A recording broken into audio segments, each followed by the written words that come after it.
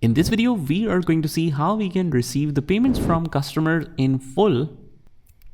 As we see here, on 7th of January, Mr. Victor paid all previous balance by giving us cash.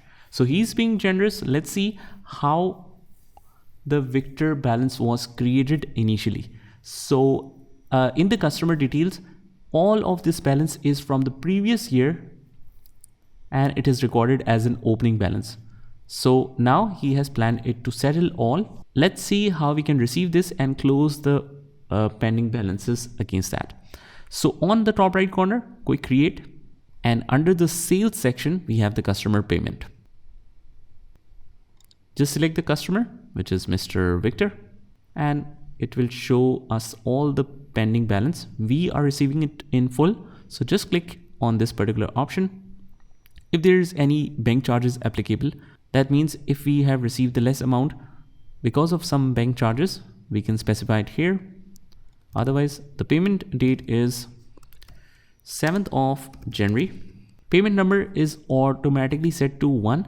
But like I said, if you want to configure it by continuing the last sequence that you were continuing in the earlier software, let's say that you have entered up to 320 payments and now it should be 321. You can just click on the gear icon and click on 321 and it should be here. But just remember that this treatment or this decision should be done before entering the first payment. When you record the first payment, it will follow the same sequence afterwards and you won't be able to change that. So payment mode is cash and deposit to cash account. You can deposit to undeposited funds as well if you like.